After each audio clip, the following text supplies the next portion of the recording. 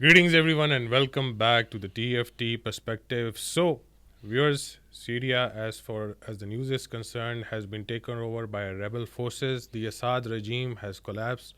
It stayed there for almost more than 50 years, one of the most brutal regimes the world has ever seen.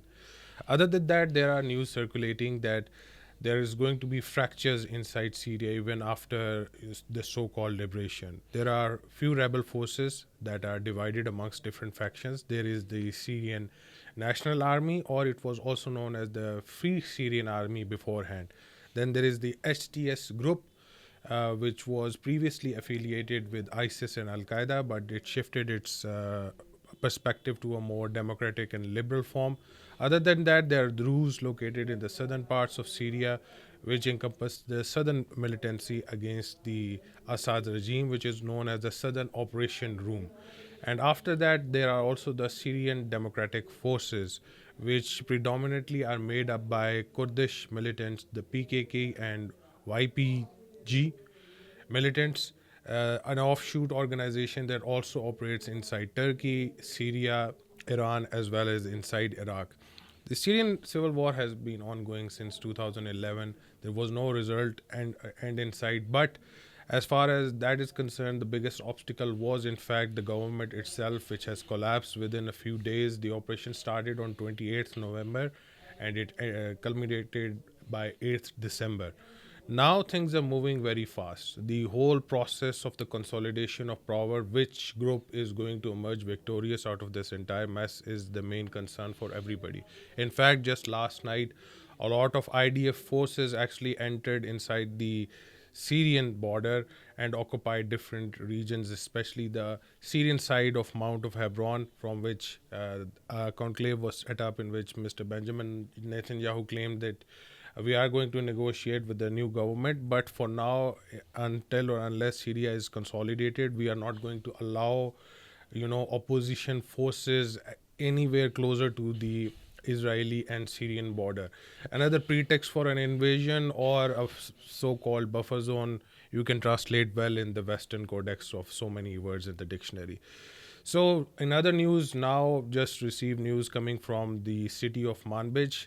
This is very strategic in nature because it is predominantly was controlled by the SDF or the Kurdish militias.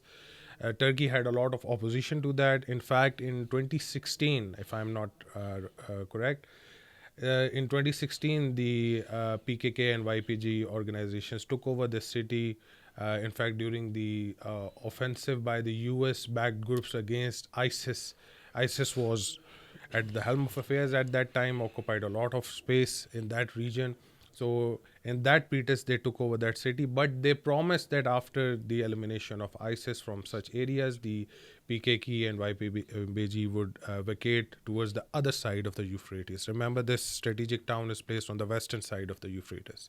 So now there are clashes, and in fact, the Turkish news agency, the Anadolu news agency, has announced that the Syrian opposition group, or HTS, has actually taken over the city of Manbij, and the YPG and PKK have vacated the region. To discuss the new interim setup or how things are going to unfold in Syria in coming days, we have with us Mr. Wakar K. Korvi, sir. Breaking news coming from Syria again. Fall of Damascus seems to be not the only obstacle left for completely uniting the Syrians together. What's coming up front? Because what I have heard and what a lot of Turkish news organizations are suggesting, and they are actually putting up headlines that opposition Syrian National Army liberates Manbij from US-backed PKK YPG terrorist groups. Yeah, I think it's a very, very complicated matrix. As we discussed it, I think yesterday, in one of our vlog, which was explained on the map, Syria was already, being controlled by 5 to 6 power centers. You had basically the Kurdish enclaves in the northeast, and I'll just explain it for the audience because generally you listen to these names like PKK and YPG, so I think they should get educated. PKK is basically Kurdish Workers' Party, and if you look at the Kurdish language, is Partiya Kerkeren Kurdistani, so that's PKK. And YPG is a militant group created by the US in Syria. Basically, these are the Syrian Kurds. And this is again People's Protection Unit or Yakinin Prastina Gel. So this is how it becomes YPG. This was created, I think, between 2011 and 2015. And by and large, they have been controlling the northeast, generally north of Euphrates River. And main concern for Turkey, why Turkey has put its foot down, is that despite assurances from US, despite assurances from the militant groups, which are basically now declared as terrorist organization by Turkey, there have been attacks across the border into Turkey, and they have also supported, some terrorist attacks. Mm-hmm. I think we had a few months back attack in Ankara, Mm-hmm. where closer to Ankara there was some research center where there was attack, and before that, they also tried to attack one of the military headquarters. So that's where I think Turkey would definitely not like to compromise. They created those two, enclaves inside Syria, and this was basically then had by the Turkish-backed forces. So now, if you look at the advance on to Damascus, one is coming from the north, which is Damascus, and we have found Abu Muhammad Jolani is the new leader. Apparently, they have also said that they are not going to harm any sect or religious people, like if you are Shiite or Sunni or Druze or Alawite or Alawite any or other Kurd, sect. Yeah. there will be no harm. And we have also seen reports of prisons being liberated, and there are people who were in prisons. They were For in four prison four decades. 4 decades. So Mm-hmm. it means that probably you've lost touch to the time. Mm-hmm. And there are also small kids who were born in the prison, and now they are 20 years age or 30 Yeah. years age. So this is, I think, very, very tragic. This also shows that why Bashar al-Assad regime was so hated. And we've calculated there are different reports. Like some reports suggest it is almost 500,000 people were killed or massacred.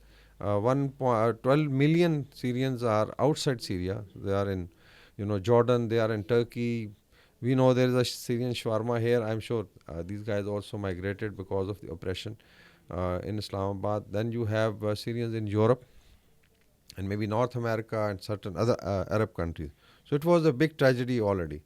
But if you look at West Asia now, Israel getting into it, they're trying to secure so-called. They had occupied Golan Heights, Mm-hmm. and now they're going to advance further into Syrian part of Golan Heights because they claim that Syrian forces have left. So now we'll, basically secure it. So this is, I think, very, very unfortunate. Already we've seen Iranian-backed militias or IRGC withdrawing from here, and there are The Russians reports. are also apparently withdrawing Yeah, from but regions. Yeah. the two bases, I think, so far there was No, some. in those bases, the rebels have already reached, as far as the news is concerned. But I think there is some assurance as far as their fleet is concerned. One is definitely Tartus, the other is Latakia, you have Khamami Air Base. So definitely it's a big jolt to Russia also. How they are going to respond in other theaters, I don't know. So overall, it's a very complicated situation, and it's not very easy to comment that maybe in next week or next month things will stabilize. I feel that there will be tussle between, let's say, the HTS Hayat Tahrir Sham and their coalition with the Free Syrian Army, and probably they are now going to either push the YPG and PKK across the Euphrates River, or there should be a compromise because Turkey needs assurances that this area will not be used. And then we have a US base already in the southeast. Mm-hmm. So it's a very, very complicated situation. And let's see how it develops. Yeah, the consolidation of power, as we witnessed in Afghanistan, it also shook up later onwards. But still, I would say that Taliban has not been able to control the helms of affairs inside different, and resistance is also picking up. Can you see, a revival of ISIS-like activity inside Syria with, collapse of the Assad regime and the Syrian army at large? Or do you think that these groups have the potential to actually consolidate the region? Because the infighting has already started as far as the news is concerned. And other than that, isn't this also an example of the collapse of the entire international system? We just see, a foreign nation actually invading into Syria. Nobody bats an eye. Israel is trying to create a buffer zone or whatever they are trying to call it. In fact, the news from the West was Israel enters into Syria rather than saying that it's an invasion. I don't know how they come up with such words, but the UN wasn't able to stop them, and it's like a piece of pie, and everybody is trying to grab it. There's more of that. Because international system, I think, is already collapsed. And as Alexander Dugin says that it's a swamp now. You look at the politics in US, you look at the politics in India, you look at what is happening in South Korea. The president imposed martial law, it was lifted, and then I think so far people have not been able to, let's say, remove him. So there are hardened stances. And in Syria, I think particularly because of the power struggle and the arrangement that was there, it was bound to happen. And if you look at how nation states in the neighboring area are trying to protect their interests, so that's where I think the push and pull would come. So we have seen basically Hezbollah, Israel truce for 2 months. And we've also heard that still, I think Israel is still striking. I don't Yeah. know what's kind of, Yeah. let's say, ceasefire. And they have struck about 100 targets in Inside Syria, Syria alone. including Damascus. Yeah. We've seen buildings or military headquarters being. Custom office, the Air Force building, the headquarters of Yeah. the previous regime as well. Yeah. So it means that there's going to be a big tussle unless and until their sense, but in conflict, sense doesn't prevail. And especially if you look at proxy warfare. Like US has its proxies, and then definitely there are proxies of other countries. So that's why it's very difficult to project it's going to stabilize. Let's hope that they should understand the Syria and Syrian people have already suffered a lot for past almost now it's going to be I think 14th or 15th year the civil war Yeah. is going on, and something like what happened in Libya, despite the war stopped, but then it is now divided into warring factions. They control. There are, I think, tribals who control the oil supplies and gas supplies. So most probably this is how it's going to work. But I think looking at Turkey, it's played a major role, and I think onus for further stability in Syria could be Turkey itself. We have listened to the statement by their foreign minister, Mr. Hakan Fidan, who said that one, they would never like ISIS to, let's say, re-emerge, and probably they have an understanding with the HTS that ISIS will not be allowed to arise. Then you have the Free Syrian Army, and then you have the. So these are three large groups, but definitely since US has bases, we don't know. And then there is definitely Israel, and it also takes light away from Palestinian conflict, Israel-Palestine conflict. Yeah, definitely. Yeah. Other than that, don't you think this is going to raise up the bars, especially for President Trump's upcoming presidency for the United States? He seems to be more than active when it comes to tweeting about the subject of matter. He also tweeted regarding the fall of Bashar al-Assad, and he wants peace inside Ukraine, but on a slightly different terms what the European partners thought of. In all this fiasco, don't you think that powers being, since the international system is already collapsing, a new front might emerge either from the Korean Peninsula or even someplace else? Yeah, that's where it happened. Like a small example of Israel now opening a new front with Syria. So it means that strategically there could be a new front opening in South Korea. And this happened in I think Cold War. People don't really remember, or maybe young people have not seen it, but we have seen it.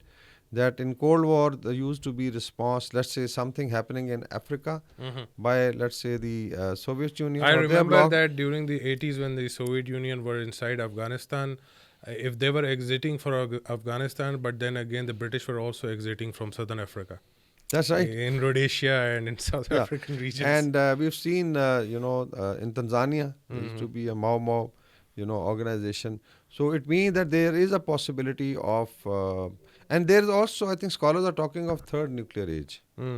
Because initially nuclear age was, Hiroshima, Nagasaki, when nobody was nuclear. Then there was a parity, and you can say deterrence. And now the third nuclear age means that despite being nuclear armed, people are attacking each other. Let's say NATO on one side and Russia. There is an active war going on for 3 years now. It's going to be 3 years. So you are right that there could be flare up in Korean Peninsula because South Korea is politically destabilized. In case the supreme leader in the north decides he can do something. Then is South China Sea, how China is looking at it. Mm. Because the way Trump, now coming to Trump, I think that's very important. Because just remember that when he won the election, there were, let's say, people were looking at no major shift in West Asia, like Israel and Hezbollah war. But Trump came up with an idea and he put his foot down, passed certain statements. He's also, I think, talking about Hamas that they should hand over the, let's say, hostages, Hostages, so yeah. called. So it means that Trump wanted to affect some change. Then he's passed some statements on Ukraine also. But here I think U.S. Leadership is confused. If you look at the tweet, on one side he has some soft corner for Russia, but here he was advising Russia that Syrian situation now gives you a good opportunity in Ukraine. So I think they are quite confused. He's in the process of building up the team, which is again controversial. There are a lot of controversy regarding the hearings in the Senate. So let's see what happens. So things have moved so fast. So if Yeah. you look at three fronts, one is West Asia. Syria is opened. You have Korean Peninsula instability coming up. Ukraine, Russia now pushing, and I'm sure Hmm. they would like to push. Even Uh, further by the time he is so three, I think, sworn major in. fronts are opening, and I don't know by I think 20th January, what will be the shape of let's say world when Trump takes over. Yes, what Mr. Wakar Korvi mentioned, that now anybody is up for grabs. Any country is up for grabs. It depends on how you see things or how different countries see things in the region. But that's it for today, folks. Please do leave a like and subscribe our channel. Thank you for so much for watching us. Bye bye.